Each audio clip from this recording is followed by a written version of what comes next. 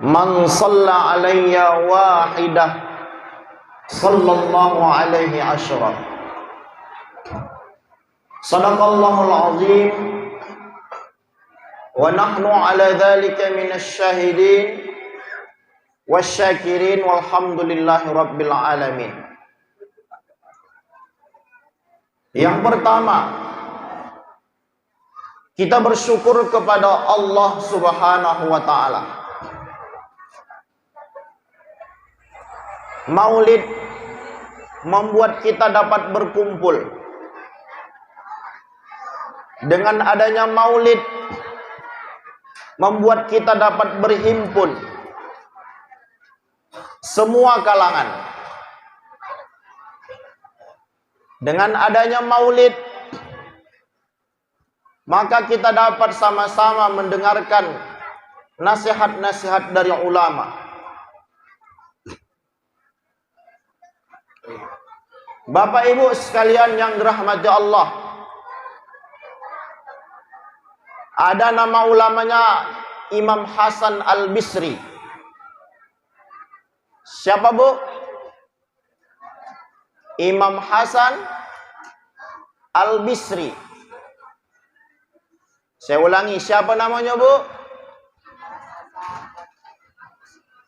Dengar suaranya Bu? Siapa nama ulamanya?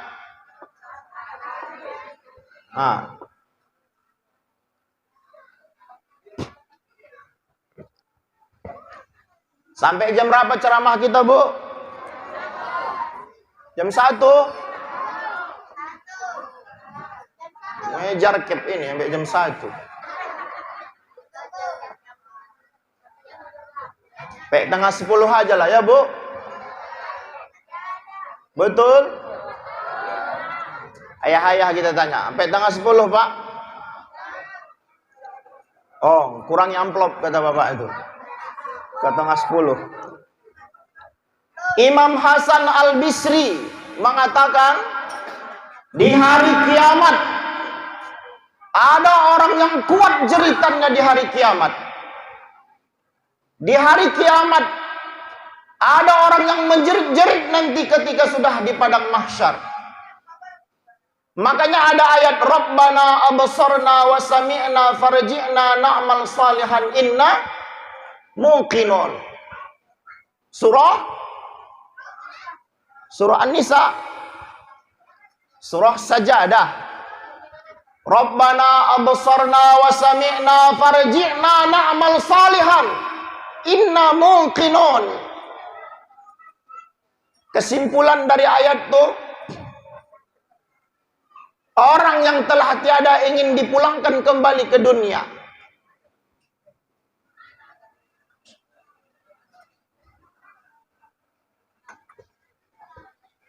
Makanya Imam Hasan Al-Bisri mengatakan, banyak nanti orang yang menjerit di padang mahsyar. Siapa itu? Kata Imam Hasan Al-Bisri, banyak dikasih Allah nikmat, tapi nikmat itu salah gunakan.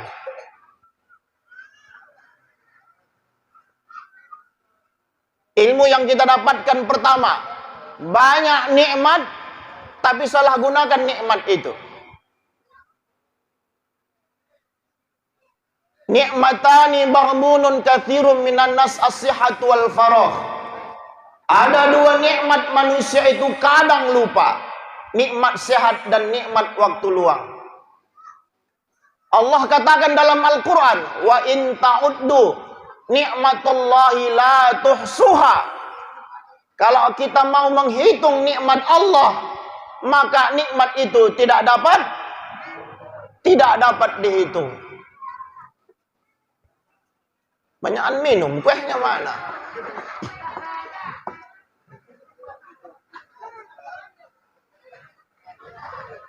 Lanjut Bu. Nah, baik. Siapakah orang yang menjerit itu? Orang yang tidak mau syukur nikmat ketika di dunia. Dikasih harta, salah gunakan. Dikasih ilmu, membodoh-bodohi orang.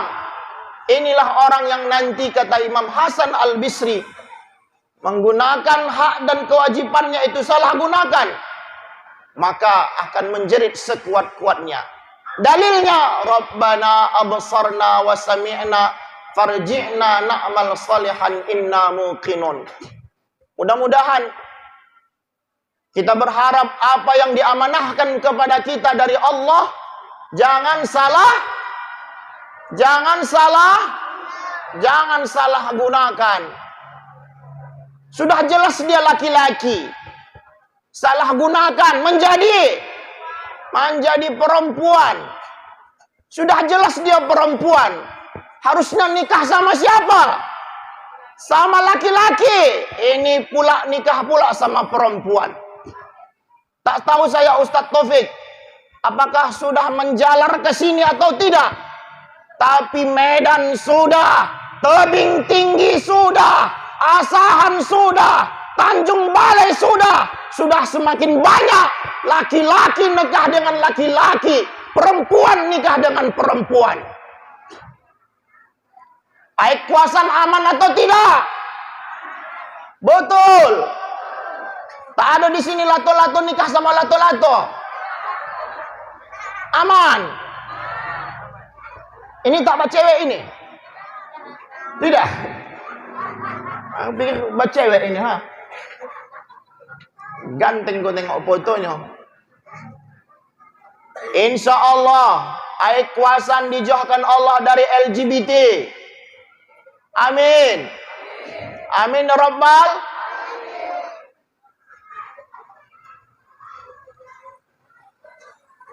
Di Tanjung Balai, Bu, di kampung saya sudah ada. Di Medan, 1 bulan lalu saya ceramah di depan mahasiswa. Dia ngasih pertanyaan, Ustadz, macam mana mencegah LGBT di kampus kami? Kenapa? Karena kampus mereka, kampusnya kampus ternama di Sumatera Utara, sudah terendus LGBT di kampus-kampus mereka. Pulang Ustadz, tak sampai habis. Kita doakan bisa menjadi kori terbaik internasional. Mantap, Bu. Ada anak gadis sih, Bu.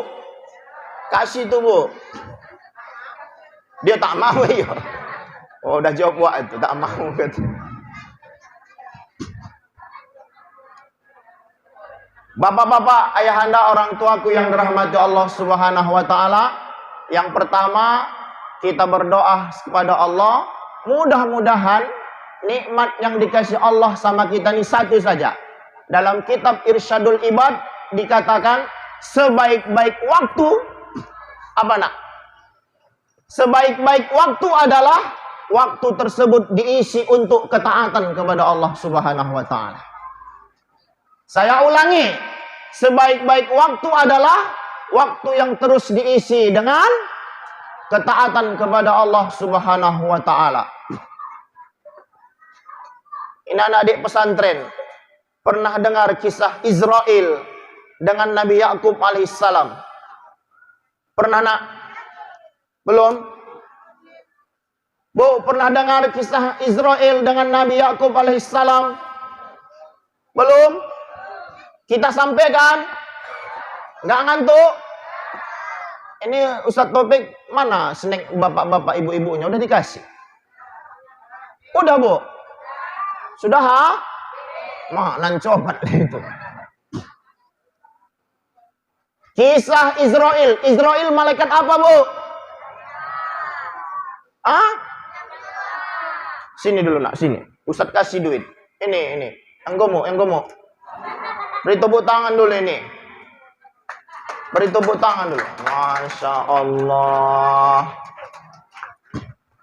Sopannya kali ya. Ada ayah sini. Kasih mic satu lagi. Kakak, tante.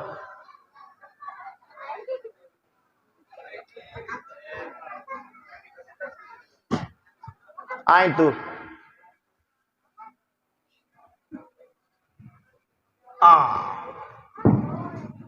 Mak masuk TV gitu, Tunggu dulu, Mas. Kok tukang kali macam anak kono bunuh? Ya. Siapa nama sayang?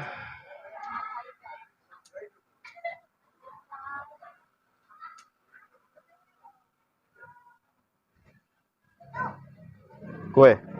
Tes. Tes. Kue. Kue. Tes. Kue. Siapa nama? Muhammad Haikal. Cita-cita? Hah? Begal. Oh. Begal cinta maksudnya. Dokter apa nak?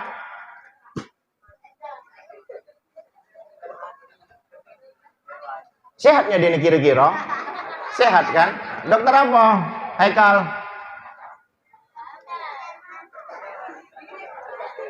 Oh, Haikal. Mana mamaknya nih? Aduh. Dokter apa, Bu?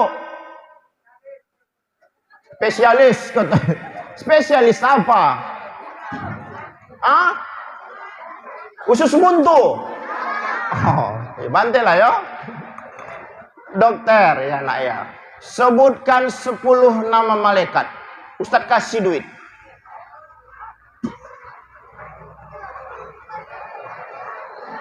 Dua hari lalu saya ceramah di Bandar Pulau. Sebutkan istri Nabi Muhammad. Nama istri Nabi Muhammad. Dijawab budak tu bayar Siti Badriyah katanya. Apa tak di Ruqyah muncungnya. Ini sebutkan 10 nama malaikat. Jibril, Luhut Panjaitan tidak? Mikail, Israfil, Munkar, Nakir, Rakib, Atid, Prabowo, Anies, Ridwan,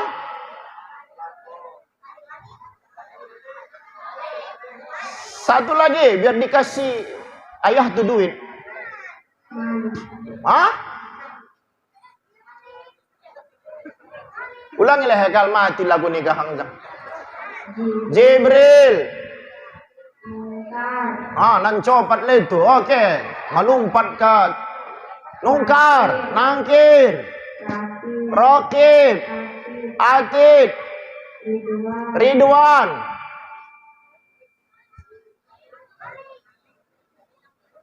Itu dapat bocoran tuh, ha. Ibu, beri tepuk tangan, Bu. Pintar kali si Haikal nih, Bu. Kita kasih duit. Kasih, awak mang kasih gitu. Si Dopa. Ya, beri, mantap. Jadi dokter. Salat subuh tadi. Usolli kuat. Usolli fardu subuhi raka'ataini ada mantap. Udah lah, tak ada duit lagi habis udah. 2 hari yang lalu ceramah di sekolah SMA, bacakan niat salat subuh. Ustaz Taufik, usolli fardhu subhi 4 raka'atin lillahi ta'ala. Mantap. Sambil ketawa pula tanpa dosa. Nauzubillah min dzalik. Malaikat Jibril. Oh, tadi malaikat Israel. Malaikat Israel mendatangi Nabi Yakub alaihissalam. Assalamualaikum.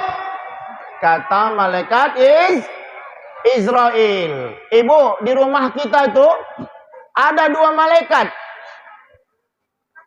Ada malaikat rahmat, ada malaikat rahmat ini kadang dia masuk, kadang dia tidak. Tapi kalau malaikat Israel, dia standby.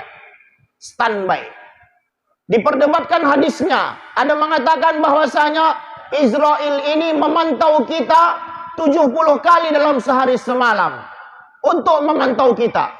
Kalau kata Allah, cabut. Kalau kata Allah, gas, digas. Gaskeun.